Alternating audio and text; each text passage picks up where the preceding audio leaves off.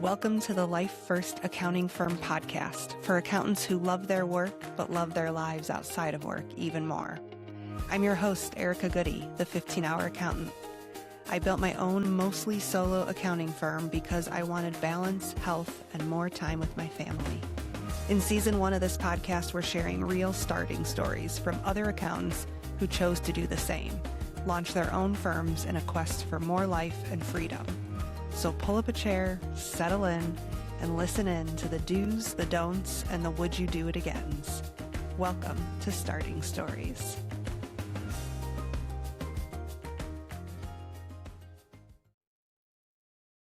Welcome to the podcast. I'm your host, Erica Goody, and today I'm joined with my friend, Andrew Parks. Andrew, welcome to the show. Thank you so much, Erica. So glad to be here. Yes, I feel like we've danced around the same circle for a little bit now, but I don't know your full story. So I'm very much looking forward to asking you all the nitty-gritty questions today. Thanks for being here.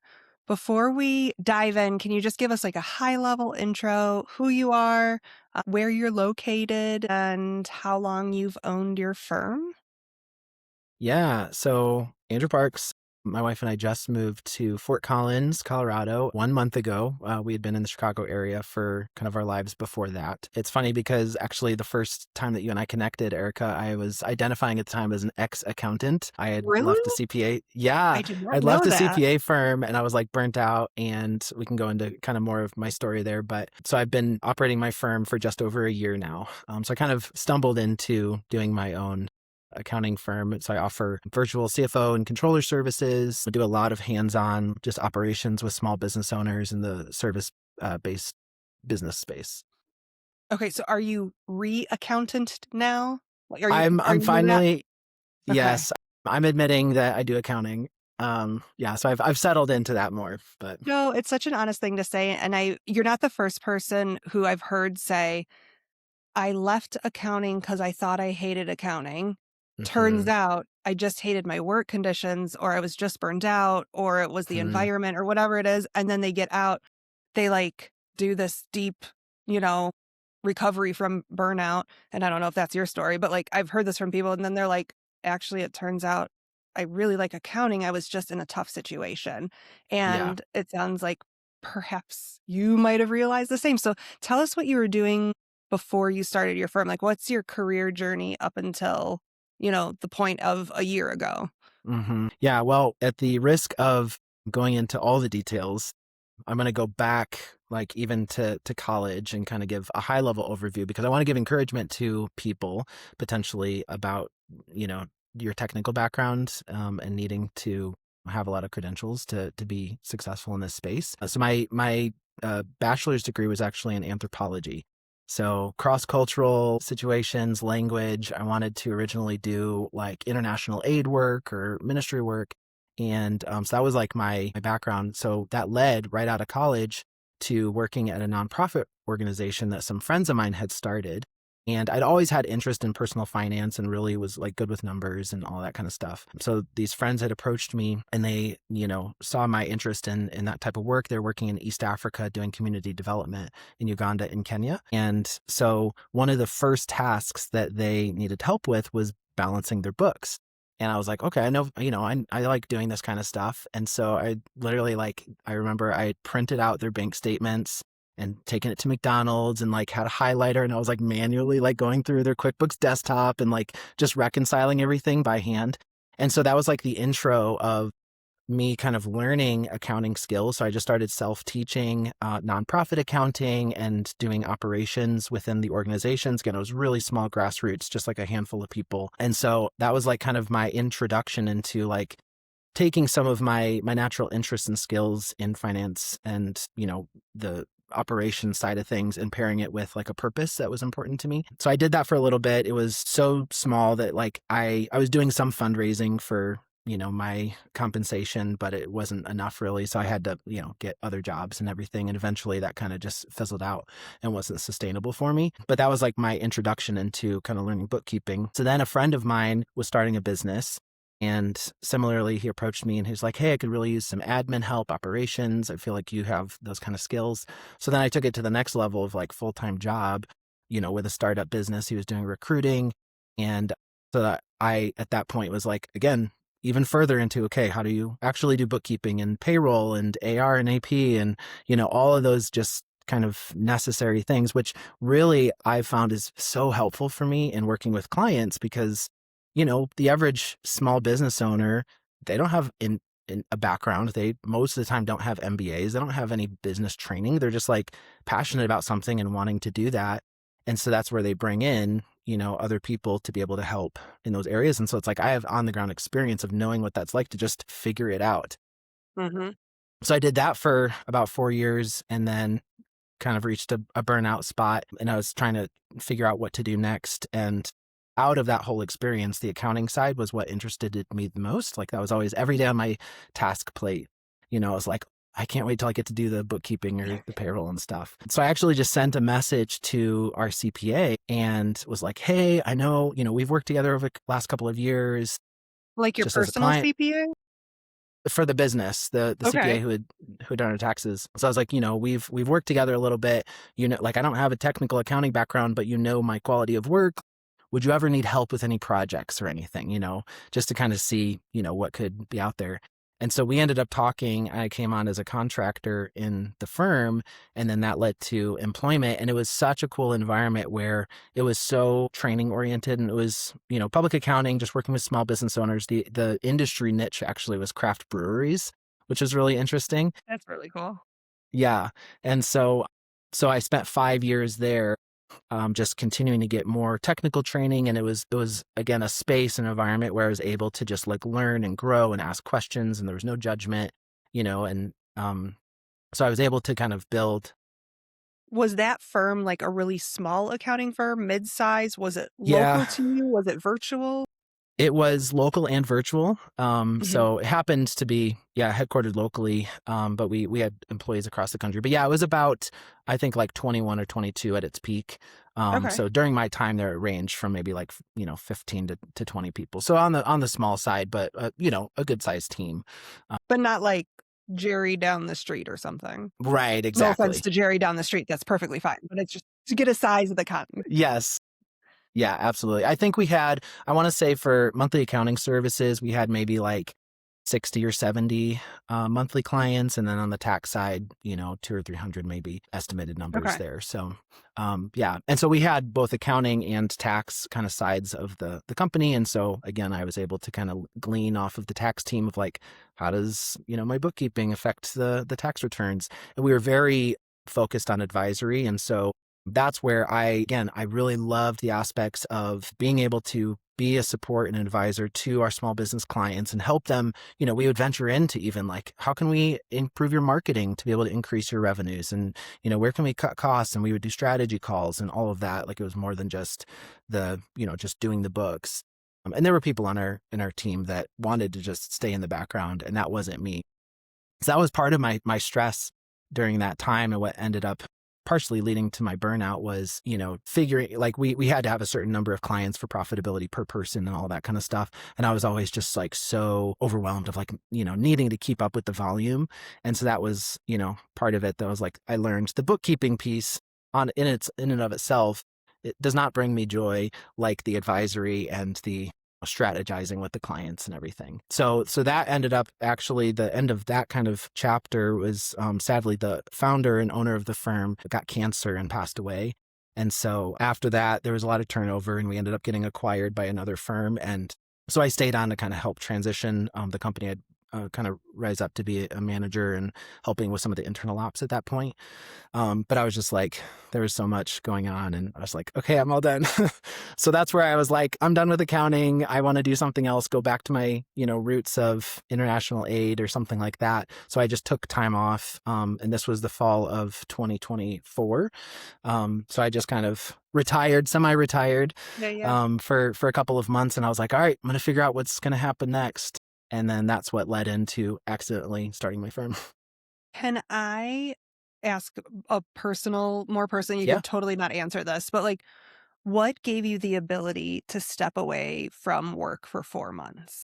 Had you just saved money? Were you going into debt? Again, like you don't have to answer this. I'm just because Yeah, there's a lot of no. people who are at burnout and they feel like they can't Totally. make a decision. So how, like, was there something that you did that allowed you to take a step back?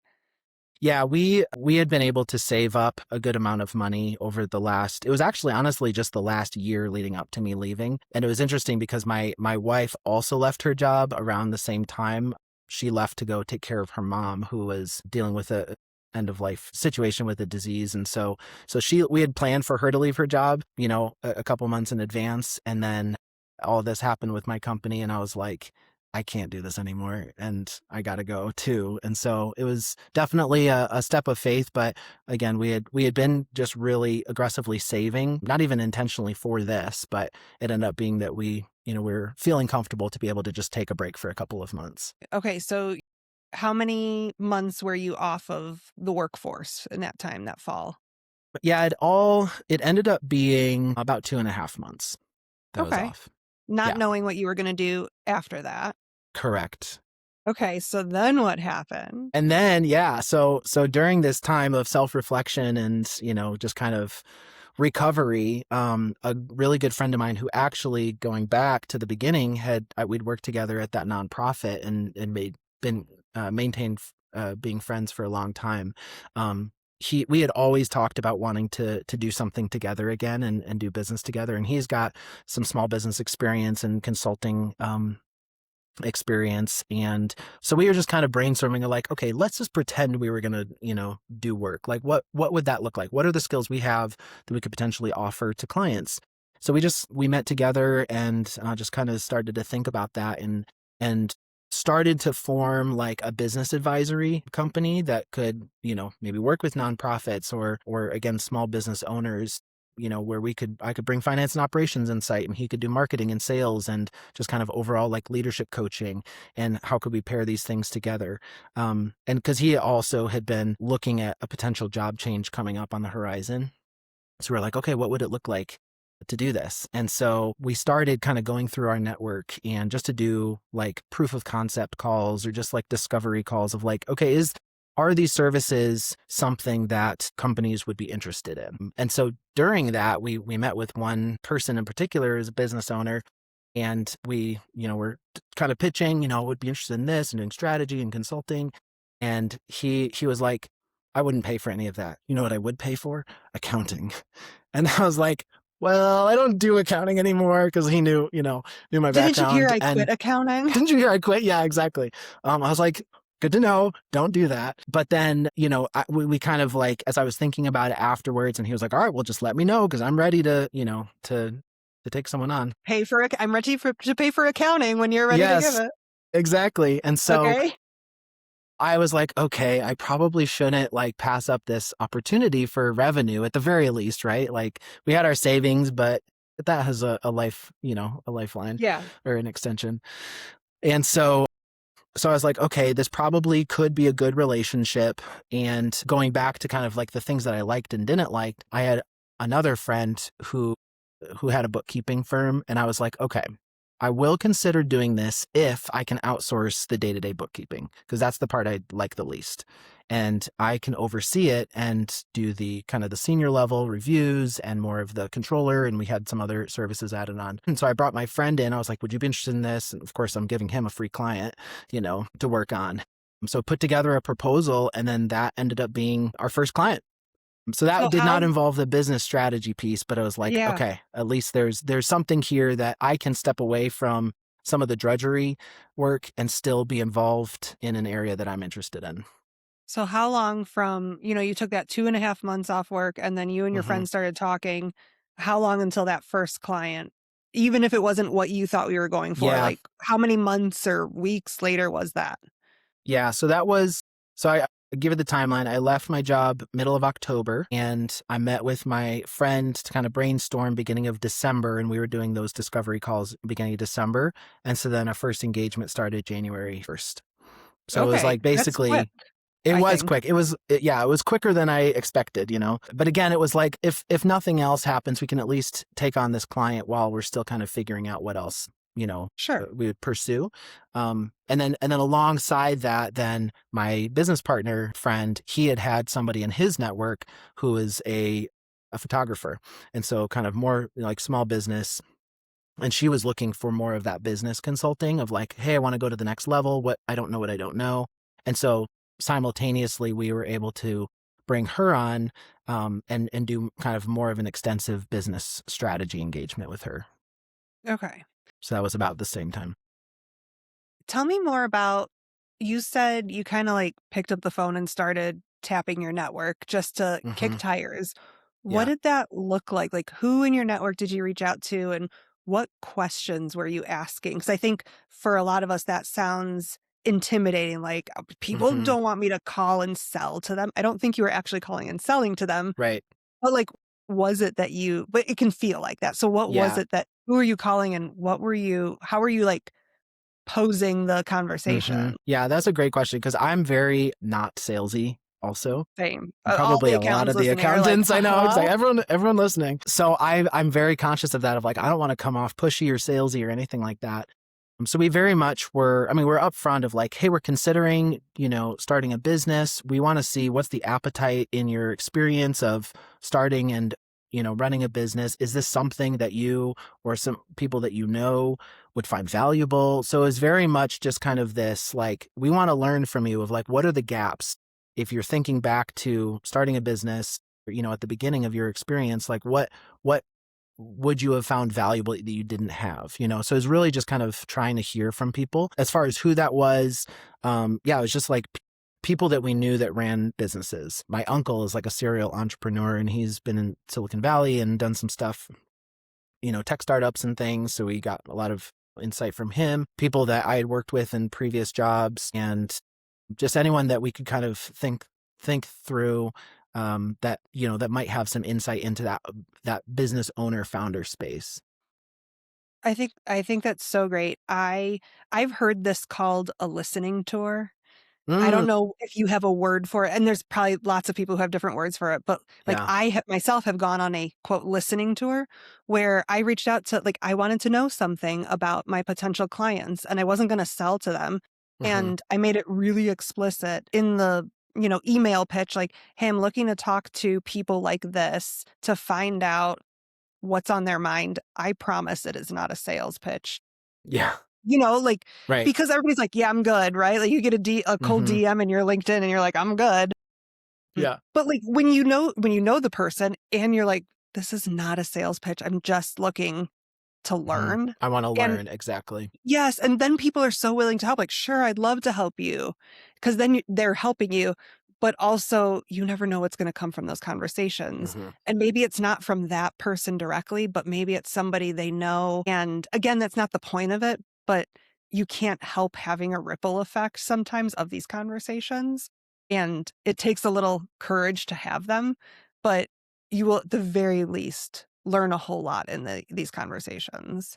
Exactly. And actually, that kind of reminds me of something that you've talked about, which is like just letting people know what you're doing, like what services you're offering, right? And just being like, the more you connect with people, the more you network, which can have various connotations, but it's like you're literally just trying to connect with people, learn like, hey, is there anything I can do to help you or you help me? Like, it's just this kind of mutual, benefit search, I guess, or just coming in of like, I'm not trying to force anything one way or the other, but I literally am interested in you and your story. And maybe there's something that could benefit us both. But if not, it was just good to be able to make a new connection. And so I think coming at things from that direction is really can take the pressure off, on both sides. Yeah, I don't know why, as you're saying that, I got this visual of like kids on a playground. Like, we do this with kids all the time. We're like, well, go ask that kid if he wants to play tag. When you Yeah. take your kid by himself to the playground and they're like, I'm bored, mom, play Lava Monster with me. I'm like, I can't play Lava Monster anymore. And you're like, just go ask that kid. Like, that's very normal for us to suggest as adults. But should Hmm. somebody suggest that to us, we're like, oh no, I'm not going to go talk to No. people. Mm-mm. Yeah. No, but like, it is a very human nature. Like, well, just go ask somebody if they want to like play, talk, Yeah. verse, like, right? Yeah. This is a human normal thing. Nobody will think you're weird. Right. Okay, so that's been a year ago. You got your first client about a year ago. What has transpired in the past year with you and your partner? Yeah. So in terms of kind of the business structure and like service offerings, there's, been a bit more of like solidification on what I'm actually doing or what we're offering. Cause that was like a big thing, like starting off, especially because it started off so open-ended of like, what can we provide and what's the, what services are needed out there. That's where, I've embraced the accounting, title again and settled into knowing, kind of being confident of offering like the CFO services, controller services, like layering in that high level oversight and not as much of the just the day-to-day details. With the exception of I've learned I really love like the controller side, which I know there's different term like definitions for that term, but for What does that me, mean to you? yeah, so I love doing like hands-on cash flow management, doing like a 12 weeks, spreadsheet of like, okay, this week, what bills are coming in? What invoices do you expect? When do we need to pay what thing? Doing, having payroll added into that. I mean, I know that's its own thing, but like it's a big piece of, inflows and outflows, actually managing the cash movement in people's bank accounts. So it's like I have one client that I'm like, I'll move money from savings to checking to make sure the balance is at a certain threshold, or we do profit first for another client, and so I'm like literally in their bank account moving money, allocating percentages, and going from OpEx and owner's comp, and like just doing the hands-on stuff that I found a lot of, again, a lot of business owners don't have that experience or they don't like that kind of stuff, which is why they're outsourcing. And I'm like, I love that. Like, that's so fun for me. And so I'll gladly do that for you. So really like, settling into the areas that I love. And then my friend that I mentioned, who's a bookkeeper, like we've developed a good partnership, not legally partnership. He's a contractor, which we can dive into some of those details. But we found a good groove in that of like partnering on clients. He does the day-to-day bookkeeping. I oversee his work, review it. He's really good at like a lot of more of the data and analysis piece. So we're able to kind of pitch for clients of, he'll do that kind of stuff. I'll do the cash management and just finding where those two things balance. So I found that over the last year, we've been able to kind of figure out more of those grooves. Something that I still haven't locked in on is that purposeful piece of like wanting to work with ministries or nonprofits. And I started to do like last year when I was really just like getting first clients going and everything. I did a good amount of networking, and I've found that the nonprofit space is very unique compared to small business for profit. So if you really, and I know there's a lot of, accountants that specialize in nonprofits, but you just have to go about it a different way. It's really, I've found like it's about who you know and kind of getting foot in the door kind of within, it's not an industry, but kind of those networks. And so for whatever reason, like that hasn't really come together for me, and the for-profit is more of like what I'm finding leads for. So still trying to figure out how that all fits together. But I'll give you a so little that's, grace. And the time yeah. period you're talking about is 2005. And regardless of when you're listening to this, let's all remember that 2005, a whole bunch of funding got cut, and nonprofits were burdened with a level of stress that they had not seen in previous years. So Mm, I don't is nonprofit different? Totally. But the particular time period you might be talking about might have been like extra different. So if somebody's out yeah. there listening, like, oh, nonprofit is bad, like just consider the economic landscape of the time that you're listening to this. It might be different than the 2005 that Andrew's talking about. Yeah. That's very fair. I didn't realize how much my business had tentacles in nonprofit. Mm, I don't have any nonprofit clients, but my clients had ties to nonprofit or institutions. And so there was this ripple effect in a negative way through my clients and into me mm, that was just made it very apparent that the economic landscape of that sector had been affected. sure. Yeah. Makes sense. So yeah, so that was kind of on the service side, just developing as someone does when you start a business and like figure out what you want to kind of settle into. The other kind of shift that's happened is my business partner, who's legally my business partner, he has 7 children. So that he wasn't able to make the jump with me of like fully, working in the business because he needs that paycheck. Yeah. And so So we worked together last year. I mentioned that business strategy client, and we worked together on a couple of other things. But he also just got a different new job as his day job in the fall, and so that has made it so that he doesn't have as much availability. So he's kind of stepped, more into the background with the business. But so he's more kind of like an advisor, business partner than kind of doing client work with me. So it's just like kind of figuring out, but that bookkeeping friend instead is like stepped up more and we're working together more than my, actual business partner. Yeah. So it's just been kind of like shifting with, similar, like just changes in economics and just kind of circumstances.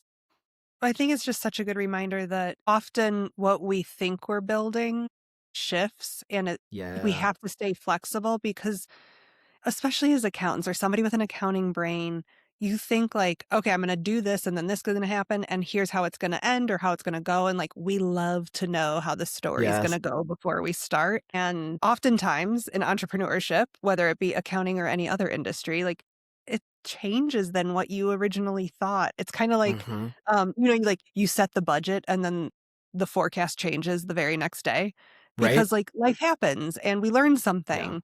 And I think you're saying something that's so true, but no, but I don't think there's a lot of focus on like, you have to be flexible and you have to be okay that things are going to go different than you originally thought. It doesn't mean you failed. It doesn't mean you did something wrong. It doesn't mean anything. It just means you learned and Mm-hmm.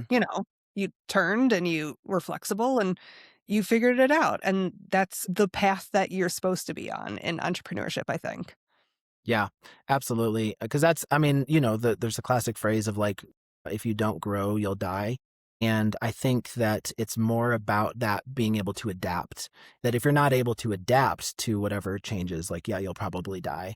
It doesn't mean you have to top line grow, your revenue. But I think that's an important aspect that anyone thinking about starting a business has to be aware of, have eyes wide open. Yeah. So in your first year, what has your growth looked like? Like you have one full year under your belt. How many Hmm. clients did you end the first year in? How many hours did you work? I don't know if you're comfortable sharing revenue. Like what's your like kind of landscape on year one?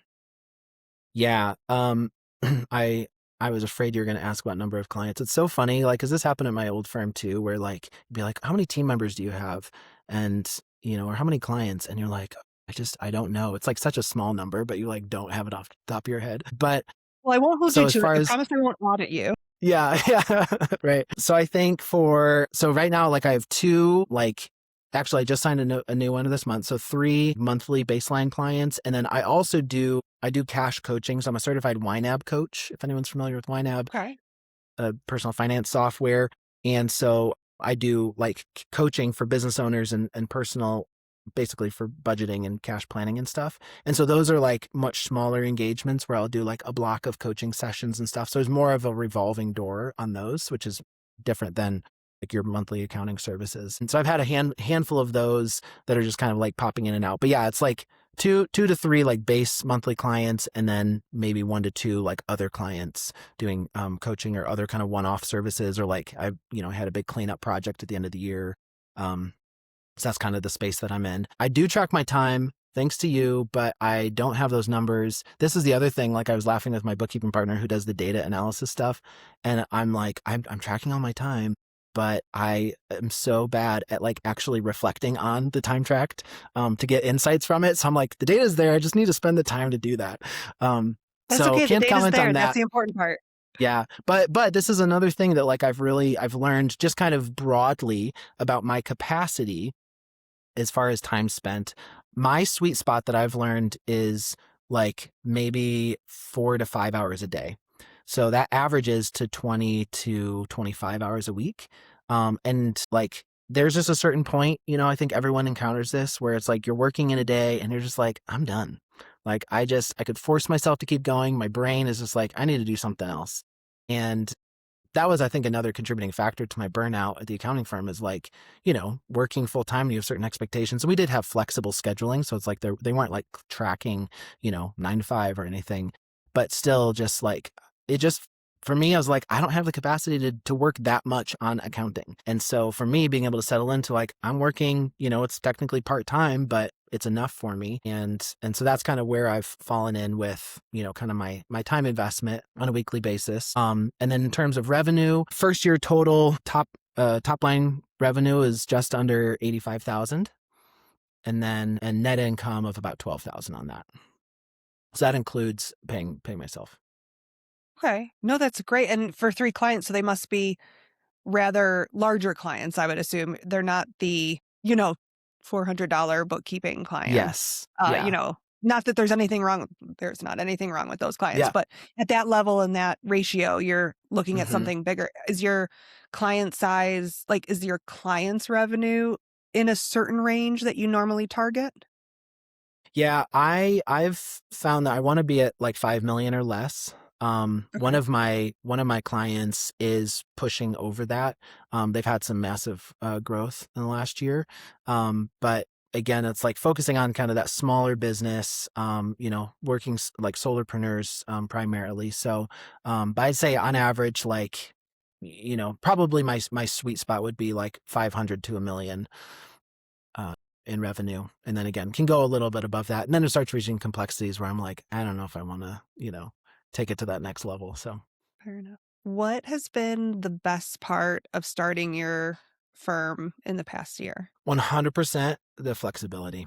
And again, I even working at my old firm, we had flexible schedules, but it's so different when you're working for yourself to just be Mhm. like, I'm going to start late, or I'm going to work early, or like end early, or we're going to go on a hike at 2 p.m., my wife and I, or like, I'm going to take this time off as long as I alert my clients. Like I can do whatever I want, just like having that freedom on the time side. And it's just like so fun, like being an accountant, you know, it's so fun to be able to manage a business, manage the business books for yourself, because like in an advisory seat, I we're all the agree. time telling our clients, you should do this, I would do this, da da da, but it's like not your call ultimately. And it's great when they follow your advice, but for me to have full control over like, no, I can structure this however I want and spend on this or not spend on that or whatever. Like it's just, it's so freeing. Is there anything that you have spent on in your first year that was totally worth it and you are just so glad you actually spent the money on? Ooh, that's a good question. I'm hoping to be able to say this coming year. I'm considering joining a co-working space and like having a space to go outside of the house, and I'm still at that stage of my business where it's like, majority of my revenue is going to my take home pay. And so my operating expenses is like slim, just like real, just like the necessities. But I'm toying with, doing a co-working membership just part-time so I can like have a place to go out. My wife even, she was like, oh, this would be great for you to just like see people and, maybe even network and just, meet other people like we were talking about. So haven't pulled the trigger on that yet, but that's what I'm going to pursue next. No, that's great. And I love the permission to spend. Like, yes, you don't want to I don't think anybody starts an accounting firm and they just want to right, we're not hashtag founders. Like that's just not how we think. We Yeah. think in Yeah. money. So we're like, I got to keep expenses low and it's really hard to spend. Mm-hmm.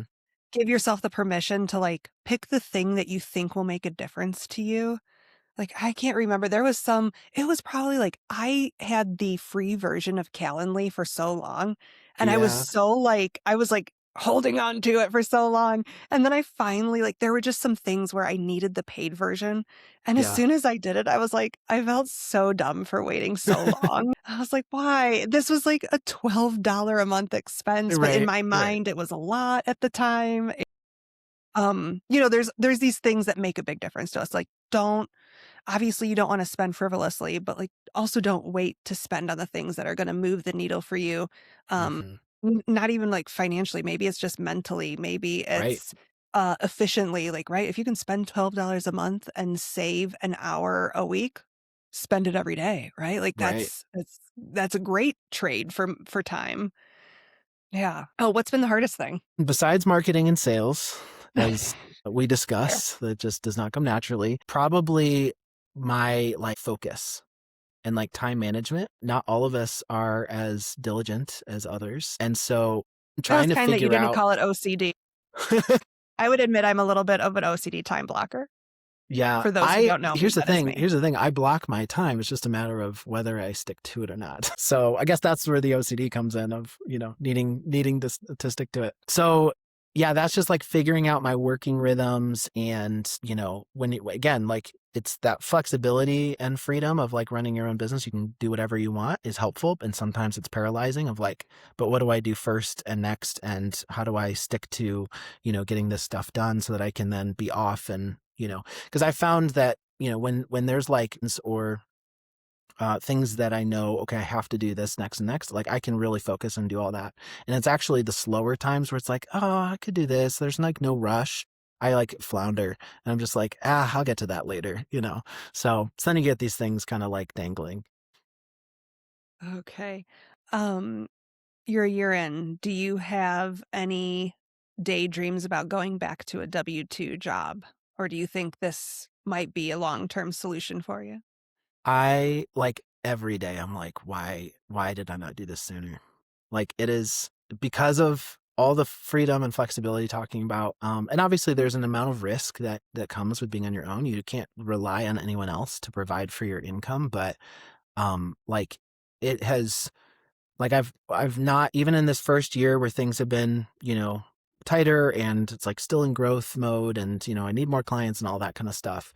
Like it's so worth it. I can't imagine like I even like watch TV sometimes and people have jobs and I'm like, "Oh man, I'm so sorry for you guys."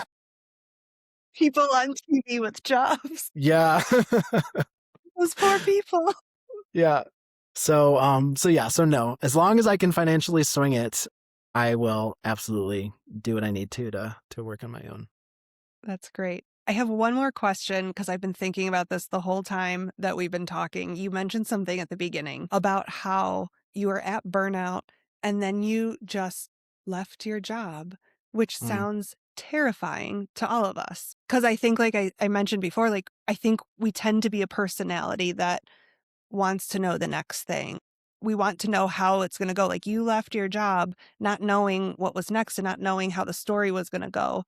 yeah. And obviously, it sounds like, in retrospect, like, wow, that was so great. And that's easy to say in retrospect. Yeah. But what advice, if somebody's sitting in burnout right now and they can't see the path forward, is there any advice you would give them as they sit in that? Yeah, it's hard to give universal advice because of course there's so many details that come out circumstantially.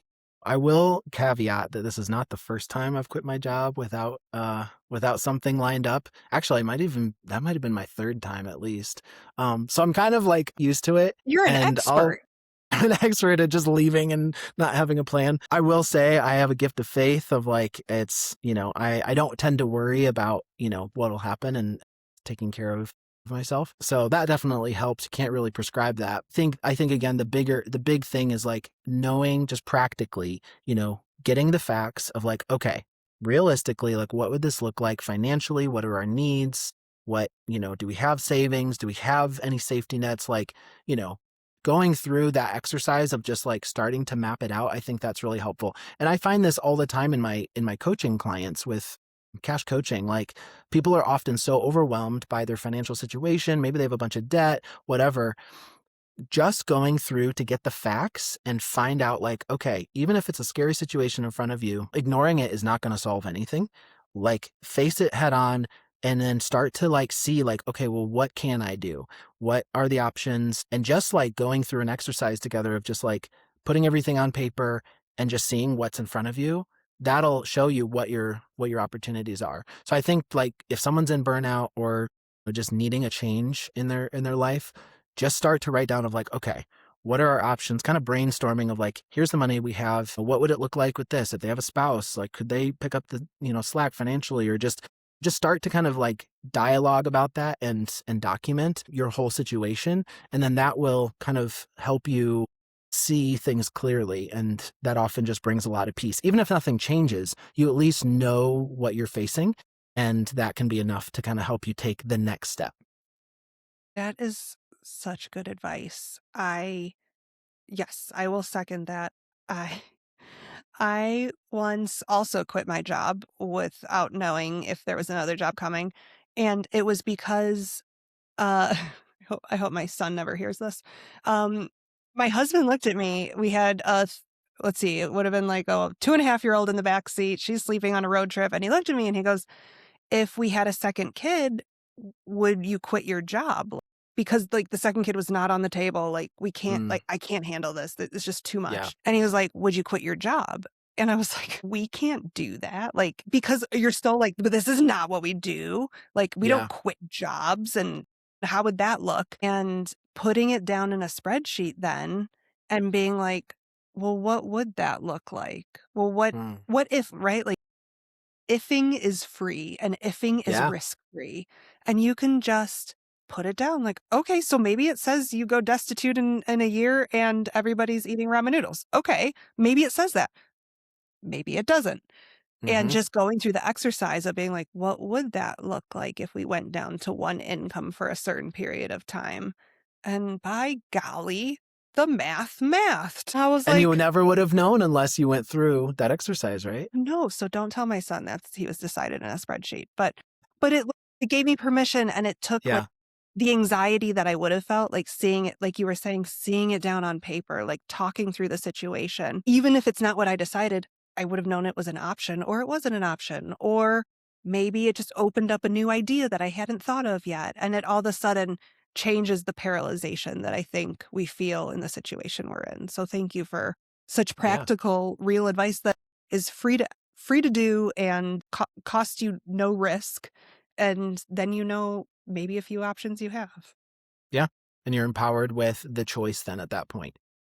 Absolutely. Maybe you decide not to change, but at least you're equipped with the knowledge you need. You're deciding, right? Like if you decide not to change, you're deciding something as opposed to just spinning. Exactly. Andrew, this has been wonderful. Thank you so much for being so candid and sharing everything. It's been such a joy to get to know you even outside of this podcast. And I'm so glad to have heard your whole story.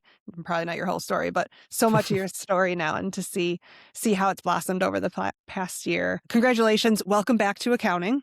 Yes, thank you. I was just going to say, it's been great to be a part of your community as well. And just to draw from your experience and encouragement for all of us accountants out there making the leap. Make the leap. It's good to have friends when you're making a leap. So thanks for being here. Thanks for sharing your story. And I can't wait to see you around. Hey, it's Erica again. Thanks for joining us today. If you want more stuff like this, subscribe to the 15-Hour Accountant newsletter. You can find the link to subscribe in the show notes. Special thanks to everyone who helped bring this podcast to life. This podcast is produced and edited by the 15-Hour Accountant. All design work is by Lou Valdivieso. The music you're hearing right now in the background is called Destination Freedom by Avocado Junkie. Until next time, work well, live well.